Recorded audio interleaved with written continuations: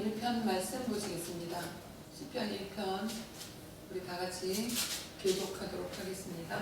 복 있는 사람은 악인의 꾀를 쫓지 아니하며 죄인의 길에 서지 아니하며 오만한 자의 자리에 앉지 아니하고 오직 여호와의 법을 즐거워하여 그의 법을 취하고 묵상하는 자로다. 저는 시냇가에 심은 나무가 시절을 쫓아 과실을 맺으며 그 잎사귀가 마르지 아니한 같으니 그 행사가 다 형통하리로다. 악인은 그렇지 않으며 오직 바라는 겨와 같도다. 그러므로 악인이 심판을 견디지 못하며 죄인이 의인의 중에 들지 못하리로다. 대저의 의인에게는 세상이나 악인에게는 망하리로다. 아멘. 네, 새해가 되면 다 각자 어떤 단체든 모두 다 이렇게 그 새해를 맞이해서 나름대로 정리를 하고 새롭게 또 나아갈 방향을 계획하고 그 계획에 따른 세부적인 상황 등을 정리하고 이런 시간들이 있습니다. 그래서 연말이나 연초에는 많이들 바쁘다고 해요.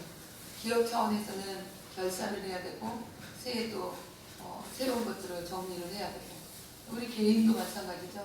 내가 올 한 해는 어떻게 해야지, 내가 올 한 해 이렇게 살아야 되겠다, 이런 시각들이 다 있어요. 자, 이런 가운데 우리는 5월 25년을 맞았는데 여러분 2025년 시작하시면서 나름대로 계획 세우신 거 있을 것 같아요. 여러분 어떤 계획을 세우셨습니까?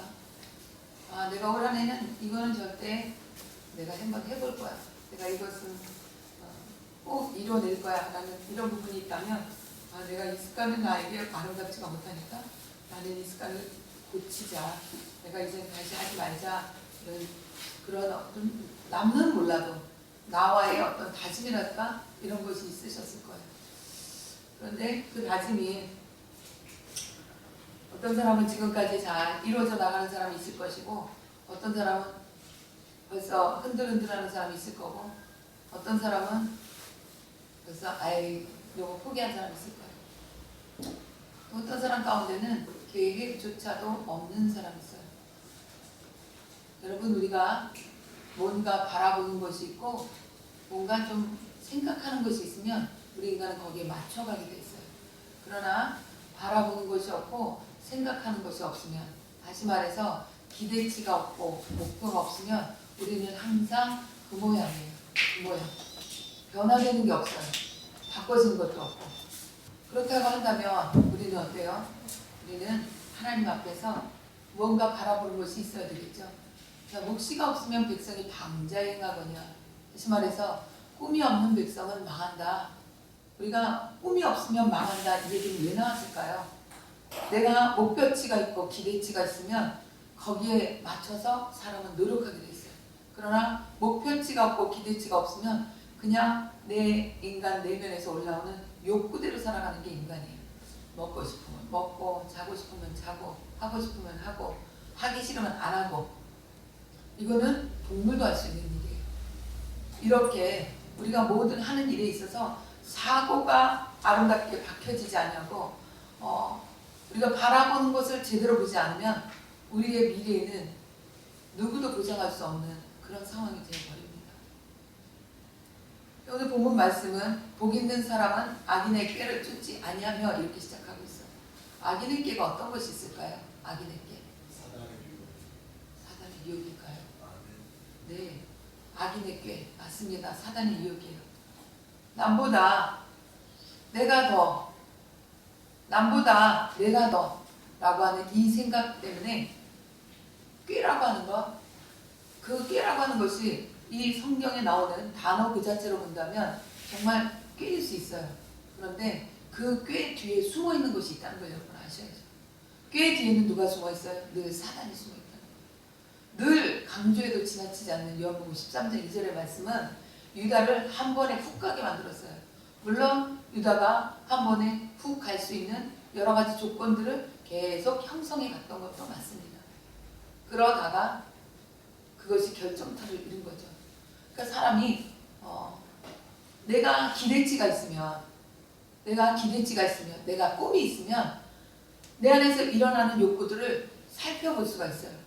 내 안에 꿈이 있으면 내 안에서 일어나는 어떤 것들을, 그 욕구들을 옳은지 그른지, 내가 이걸 하면 나한테 마이너스가 되는지 안 되는지, 이런 거 좀 더 생각할 수 있는데 이것들이 없으면 어때요? 생각되어지는 대로 행동하는 거예요. 예배 시간에는 신령과 진정으로 예배드리는 것도 우리가 목표가 되어야 돼요. 내가 예배 시간에 신령과 진정으로 예배드리기로 목표를 삼았을 때 그 목표 때문에 내 머릿속에 떠오르는 모든 생각들을 차단시킬 수 있고 내 머릿속에 떠오르는 생각에 이어서 행동까지 가는 것들을 완전 차단시킬 수 있어요. 그런데 내가 그런 생각이 없이 주일이기 때문에 예배 시간이기 때문에 그냥 덜썩 앉으면 나는 그 예배 시간에 다른 생각들을 하고 다른 행동들을 할 수 있는 거죠. 여러 가지 모습으로 각 사람에게 여러 가지 방법으로 사단은 늘 우리 가운데 있다는 걸 아셔야 돼요. 여러분 한동안 교회 설교 시간에 사단이라는 단어가 없어졌어요. 윤리적인 이야기들이 많이 있었고 우리가 다른 사람에게 피해 주지 않아야 되고 내가 다른 사람으로 피해받지 않아야 되고 어떻게 하면 잘 사는 건지 어떻게 해야 잘 되는 건지 이런 부분이 설교 가운데 많이 있었어요. 그리고 사단에 대해서는 언급이 되질 않았고 죄에 대해서도 그리고 지옥에 대해서도 천국에 대해서도 언급이 없었어요. 그러다 보니까 사람들이 어떻게 해요? 내가 잘 사는 방법에만 연구가 되어지는 거예요. 그래서 정말 큰 교회들이 부흥하는 이유들이 하나가 뭐냐면 성도들에게 잘 사는 성공 비결을 가르쳐주니까 그 성공하기 위해서 모여드는 거예요. 여러분 인간은 내가 무엇을 바라보느냐에 따라서 그 방향으로 움직이게 되었어요. 우리가 생각하는 것이 있으면 그걸로 움직이게 되었어요. 여러분 우리가 목표를 가지고 나아갈 때 보면 내가 내일 모레가 시험이다. 그러면 그 시험에 몰입하는 애는 어떻게 해요? 그 시험에 몰입해서 시험에 관계되는 모든 것들을 총집합해서 추리고 그 추린 것에서 더 중요한 것들을 외워버리고 그리고 그것들을 준비를 해서 시험 볼 준비를 하잖아요. 그럼 이런 친구는 어떻게 성적이 나올 수밖에 없는 거예요. 그런데 머릿속에 내일 모레 시험이야. 며칠 남았네. 내일이야. 이런 친구는 뭘 하겠어요. 이렇게 우리가 체계적으로 준비하고 나가는 사람은 사단이 마음대로 할 수 있는 존재가 아니라는 거죠. 복 있는 사람은 악인의 꾀를 쫓지 않는다고 오늘 본문 말씀 시작하고 있는데 이 악인의 꾀를 쫓지 않는 이 속에서 꾀라고 하는 것이 뭐예요? 생각입니다. 여러분 생각을 잡으십시오. 늘 언제나 새해 첫 해부터 일어나서 목표를 세우는데 목표를 이루어내지 못하는 건 어때요? 내가 생각이 그 목표에 온전히 몰입되지 않았기 때문에 내가 생각이 흐트러지기 때문에 내가 다른 생각을 먼저 하기 때문에 그래서 내가 그 목표를 이루어내지 못하는 거죠. 그러면 이 악인의 꾀라고 하는 것은 사단의 중요한 수단이라는 것을 우리가 기억해야 돼요. 사단이 우리를 넘어뜨리는 중요한 수단이라는 거죠. 이 생각을 집어넣어서 우리가 이거 정말 굉장한 거야. 맞아. 이렇게 하면 되겠네. 라고 판단하면 우리 몸은 어떻게 될까요? 그 꾀에 그대로 몰입해서 움직이면서 그것들을 내 삶 속에 실행하며 나간다는 거예요. 실행하며 나가면 그건 어떻게 되는 거예요? 죄인의 길에 들어서는 거죠. 내가 그 행동하는 것이 옳은지 그른지 판단하기 전에 이거 너무 좋은데 라고 해서 그 행동에 몰입해서 나간다면 그러면 어떻게 난 죄인의 길에 서버리는 거예요. 그리고 죄인의 길에 섰을 때의 특징이 뭐냐면 죄의 악으로 치지 않는 극단적인 일을 하지 않는 한에는 다 주변으로부터 칭찬받을 거리들이 나타나요. 칭찬받을 거리들이 나타나고 인간은 기본값이 뭐냐면 누구에게 인정받고자 하는 욕구가 있어요. 그리고 그 인정받는 욕구가 채워지면 나 이런 사람이야. 이렇게 하기를 참 좋아해요. 그게 왜 그럴까요? 우리에겐 죄성이 있기 때문에 그렇습니다. 그러면 우리는 그 다음에 어떻게 될까요? 오늘 성경이 말하는 오만한 자의 자리로 들어간다고 이야기하고 있습니다. 오만한 자의 자리. 오만한 자의 자리의 특징은 뭔지 아십니까? 주변의 얘기가 필요 없습니다. 경고의 외소리도 듣지 않습니다. 왜? 내가 옳기 때문에. 안 돼. 그렇게 하면 안 돼. 옐로우 카드, 그 다음에 빨간 카드가 나오는데도 그게 그 사람에게는 상관이 없어요. 내가 옳기 때문에. 이미 그러면 그 사람은 마지막으로 치닫고 있는 거예요. 자, 그래서 성경은 이 사단이 하는 일에 대해서 도적이라고 얘기하고 있어요. 처음부터 살인한 자요. 너는 마귀라. 그러니까 성경이 마귀에 대해서 어떤 표현을 하시냐면 마귀는 살인한 자라고 얘기하고 있어요. 그리고 거짓의 아비라고 얘기하고 있어요. 자, 이 거짓의 아비가 살인한 자가 하는 것은 무엇일까요? 처분 제일 흔하게 할 수 있는 게 무엇일까요? 도적질하는 거예요. 도적질하고 죽이고 멸망시키는 거예요. 요한복음 10장 10절이 그 말씀이죠. 도적이 오는 것은 목적이 뭐라고요? 도적질하고 죽이고 멸망시키는 거예요. 그 목적을 사단은 늘 언제나 이루기 위해서 여러 가지 방법으로 우리에게 다가옵니다. 그래서 이 도적질하고 죽이고 멸망시키는 이 정체를 우리가 정확히 모르면 멸망의 그늘에 쌓여 있다는 거예요. 그래서 우리가 하나님 앞에 늘 제대로 판단하지 못하고 나아갈 때 우리는 어떻게 해요? 그 옳다고 생각하는 그 꾀로 인해서 내가 한순간에 죽어버릴 수 있다는 거, 그걸 아셔야 돼요. 여러분 출애굽기 3장 2절 한번 말씀 볼까요? 우리 다 같이 읽어보겠습니다. 시작. 여호와의 사자가 떨기나무 물꽃 가운데서 그에게 나타나시니라. 그가 보니 떨기나무에 불이 붙었으나 사라지지 아니하는지라. 3절. 이에 가로되 내가 돌이켜 가서 이 큰 광경을 보리라. 떨기나무가 어찌하여 타지 않고 하는 동시에 4절. 여호와께서 그가 보려고 돌이켜 오는 것을 보신지라. 하나님이 떨기나무 가운데서 그를 불러 가라사대 모세야 모세야 하시매 그가 가로되 내가 여기 있나이다. 하나님이 모세를 부르십니다. 부르시는데 한 광경을 보여주시면서 희한하다. 우리가 하나님이 부르시면은 여러 가지 방법들이 있습니다. 내 주변 사람들 통해서 나를 부르실 때도 있고요. 어떤 되어진 사건 속에서 하나님이 나를 부르시는구나 하는 그런 일들을 많이 간증을 통해서 듣습니다. 사업을 잘하던 사람이 어느 날 갑자기 이유 없이 사업이 하기 싫어진 사람이 있고, 또 어느 날 갑자기 잘 나가던 그 사업체가 문을 닫을 수밖에 없는 그런 지경까지 내려가고, 그래서 그 상황 속에서 하나님께 찾아오는 그런 일들이 벌어지는 것을 우리 간증을 많이 듣습니다. 이렇게 하나님은 모세를 부르셨습니다. 떨기나무를 보여주시면서 다가오는 모세에게 모세야 모세야라고 부르세요. 그리고 이곳은 거룩한 곳이니 신발을 벗어라. 그리고 그 모세를 하나님이 세우세요. 그런데 그 과정 속에서 하나님은 한 번도 모세가 멸망당할 수 있는 그런 길들을 열어놓으신 적이 없습니다. 자, 그런데 우리 에스더서 3장 2절 한번 보겠습니다. 우리 다 같이 읽겠습니다. 시작. 대궐문에 있는 왕의 모든 신복이 다 왕의 명대로 하만에게 꿇어져라되 모르드게는 꿇지도 아니하고 절하지도 아니하니. 네, 오늘 하만이라고 하는 사람은 한 가지 명령을 내립니다. 다 모든 신복이 꿇어서 절하도록. 그런데 모르드게라고 하는 이 사람만큼은 그에게 꿇어서 절하지 않아요. 왜? 전능하신 하나님을 섬기는 그에게, 이 하만에게 절할 이유가 없는 거죠. 자, 6절 보시면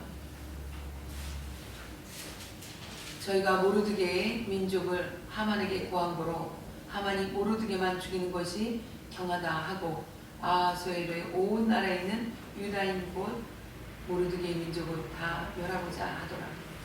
네, 이 사건은 불임절로 이어지는 사건이죠.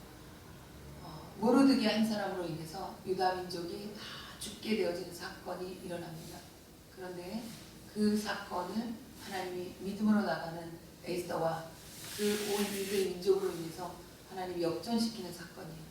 이 사건 속에서 우리가 볼 수 있는 것이 뭐예요? 사단은 우리를 죽이려고 한다. 자기의 마음대로 되지 않으면 죽이려고 한다는 것을 볼 수 있어요. 흔히들 무당 집 사람들과 사귀지 말아라 이런 얘기들을 많이 해요. 그리고 무당집은 잘 되는 집이 없어요. 다 망하거나 정말 잘 되는 것 같다도 어느 순간에 폭삭 망하거나 대대로 그 집안에 병이 끊이지 않거나 이런 일들이 있는 것을 볼 수 있어요. 자기의 마음대로 그 종을 부려야 되는데 마음대로 되지 않을 때 사단은 인간의 목숨이 동물의 목숨과 별반 다르지 않고, 그리고 그들의 최후의 목적은 인간의 영혼을 사멸시키는 게 목적이기 때문에, 지옥으로 끌고 가는 게 목적이기 때문에 우리에게 처음에는 좋은 것으로 달콤한 것으로 유혹한다 할지라도 멸망으로 인도하는 길을 우리에게 열어주고 있습니다. 그래서 천국 가는 길은 좁고 협착하나 그러나 멸망의 길은 넓다고 성경이 이야기하고 있습니다. 오늘 시편 1편 말씀 우리가 살펴보고 있는데 여러분 올 한 해 하나님과 함께 살아갈 때 여러분의 삶 가운데 어떤 일이 있을지 우리가 알 수 없고 저희 시간에도 마찬가지고 그런데 더 중요한 것은 각자 나름대로 자기가 계획을 세우는 것들이 있고 하나님 앞에서 올해는 내가 이거 좀 해봐야지 하는 것들이 있으실 거라는 거예요. 그것이 하나님께 더 가까이 가는 것들이라면 하나님 보시기에 합당한 것들이라면 그것들이 이루어지지 못하도록 사단은 늘 여러분을 공격할 것이라는 것을 기억하고 올 한 해를 시작하시기를 바랍니다. 2절 보시면 오직 여호와의 율법을 즐거워하며 그 율법을 주야로 묵상하는 자로다. 누가요? 복 있는 사람이. 왜 이 말씀이 있을까요? 여호와 율법 안에 해답이 있기 때문에 그렇습니다. 우리가 아침에 가정예배 드리면서 말씀을 살펴보지만 잠언 같은 경우는 어떻게 이것까지 다루고 있지? 이럴 정도로 정말 하나하나 말씀이 우리의 인간의 삶 가운데 실질적으로 필요한 말씀들을 하나하나 이야기하고 있습니다. 특히 자식을 키우는 데 있어서 요즘 부모들은 아이의 자존감이 낮아진다고 나쁜 말도 안 하지만 때리지도 말아라 이렇게 얘기하는데 길을 살려라 얘기하는데 성경은 자식을 때리지 못하는 거는 그건 부모가 잘못됐다고 얘기를 해요. 채찍을 들라고 얘기를 하고 있습니다. 여러분 채찍이라고 하는 거는 그 도구 자체가 심각해요. 그런데 우리는 하다못해 손바닥으로 자로 한 번 때리는 것도 그것도 하지 말라는 거예요. 그래서 학교의 선생의 권위가 바닥으로 떨어졌어요. 그러니까 학교의 선생을 아이들이 마음대로 데려버렸죠. 인간의 기본값이라고 하는 것은 키가 좀 크면 내가 저 사람을 누를 수 있나? 이런 동물적인 기성이 누구에게나 있어요. 그런데 그런 아이들을 동물적으로 키워놓으면 어떻게 하잖아요. 그러니까 키가 좀 커가는 아이들이 이제 힘으로 내가 제압할 수 있겠네? 이런 동물적인 근성이 일어날 때 그 안에 그거는 안 돼 라고 하는 부모의 가르침, 내가 이렇게 하면 엄마한테 한 대 맞겠지 라고 하는 가르침, 그것이 있을 때 그 행동을 제어할 수 있는 거거든요. 그런데 행동의 제어가 없이 그냥 저 브레이크 없는 자동차처럼 막 나가면 어떻게 되겠냐고요. 이제 그렇게 되면 그 다음은 그 아이를 감당할 수가 없어요. 사회에서 분리시키는 것밖에는. 이번에 캠프를 준비하면서 기도 제목을 보니까 기도 제목 가운데 공통적으로 많은 것들이 뭐냐면 아이들이 분노를 조절하지 못한다는 얘기들이 있더라고요. 왜 분노를 조절하지 못할까요? 무서운 게 없는 거죠. 부모가 무서우면 어떻게 분노를 냅니까? 부모가 무섭지 않으니까 부모 앞에서 해서는 안 될 말을 넘어서 욕까지 하고 물건을 던지고 부수고 이런 페르나를 누가 만들어내는 거예요? 세상은 만들어내고 있습니다. 왜? 인권이라는 이름하에. 그런데 그 개인의 인권보다 더 중요한 게 우리 사회 안에 나의 인권보다 너의 인권도 더 중요하다는 것을 가르치지 않으면 이 사회는 곧 망가지는 거예요. 이게 누가 가르치는 거예요? 사단이 가르치는 거예요. 나 소중해. 나 인간 소중해라는 것을 가르치면서 너라는 인간에 대해서는 우리가 눈을 감게 만드는 장님이 되게 하는 이 이상한 가르침이 이 세계 가운데 지금 펼쳐져 가고 있어요. 동성애도 그런 것입니다. 나만 좋으면 되는 거잖아요. 여러분 우리 인간은 자기의 욕구를 채우는 데는 그만이라고 하는 마감이 없어요. 그냥 막 나가요. 그 욕구라고 하는 것은 어느 한순간에 딱 잘라지는 내 안에 의지가 있어야 돼요. 그 의지는 어디에서 비롯됩니까? 부모가 키울 때 그 아이에게 안 돼! 그만해! 라고 하는 그 이야기 속에서 내가 이건 잘못된 거지. 내가 이제 그만해야지. 엄마가 알면 싫어하시겠구나. 이것들이 있을 때 이게 제어가 되는 거잖아요.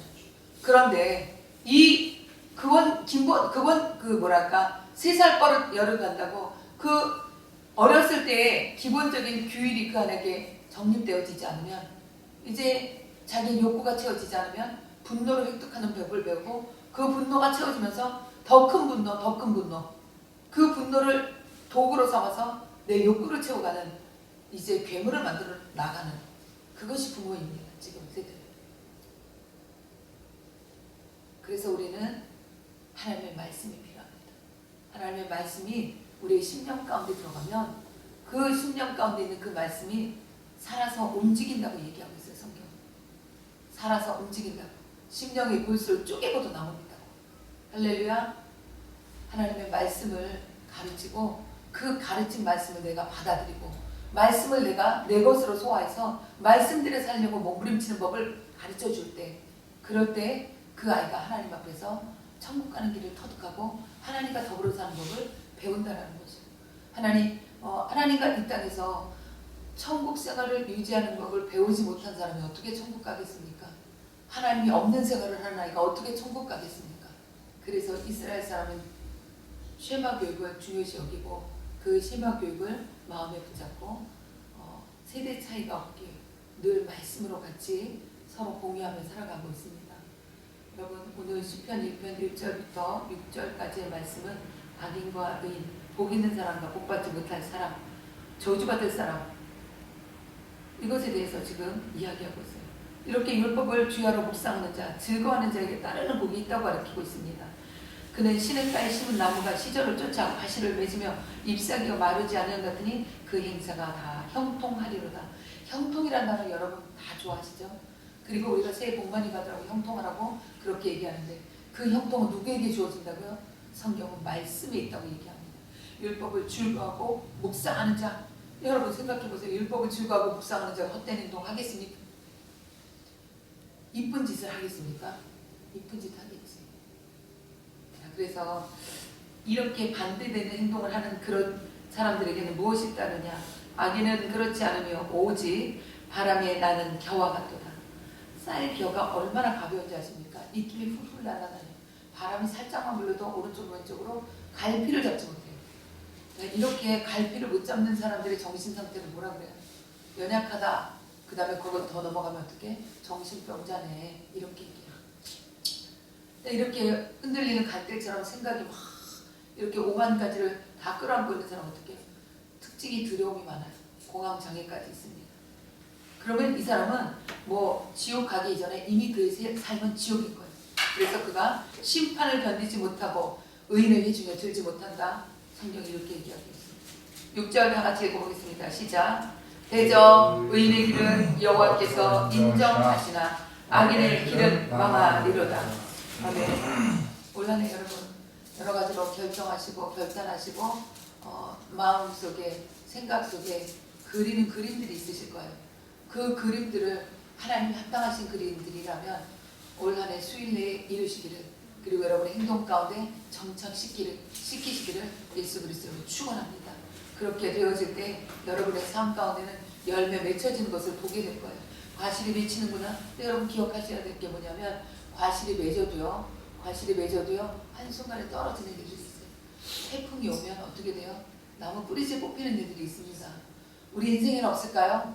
우리 인생에도 고난이라는 그 단어를 통해서 여러 가지 5만 가지 일들이 우리에게 다가옵니다. 그럼 여러분 이렇게 열매가 맺혔다 떨어질 때 어떨까요? 포기해야 되나요? 다시 시작하십시오. 나비가 꺾인 것 같은 그런 느낌이 들 정도로 여러분이 아픈 일이 있으십니까? 그 일들이 우리 가운데 있을지도 모르지. 그런데 그때 우리가 마음을 내려놓으면 우리는 쟁기를 들고 뒤를 돌아보는 자, 아니면 쟁기조차도 던져버리고 뒤를 돌아보는 자가 되어 있는 것입니다. 그러면 우리가 무엇을 하겠습니까? 그 상황에서 하나님의 의를 이루지 못할 뿐 아니라 내 스스로 나도 추스리지 못하는 그냥 시간에 이끌려 가는 자, 시간 때문에 죽지 못해 사는 자가 되는 거죠.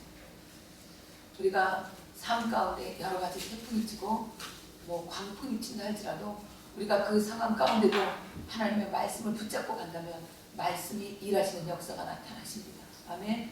말씀이 일하시도록 그 길을 열어놓으시고, 그러기 위해서 여러분 더 뭘 해야 돼요? 말씀을 자꾸 외우십시오. 외운 말씀이 진짜일 거예요.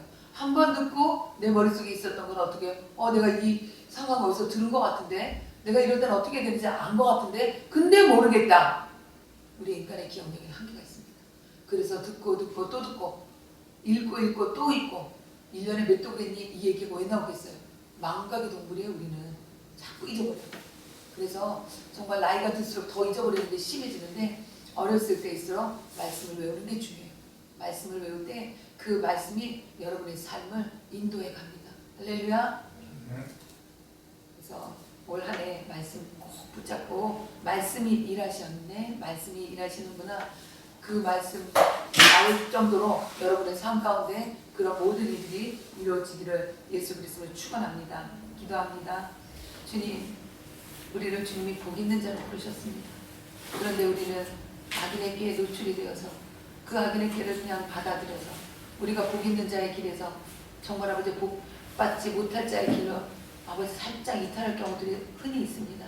그러나 아버지 하나님 우리를 용서하시고 돌아올 때마다 다시 받아주시니 감사합니다.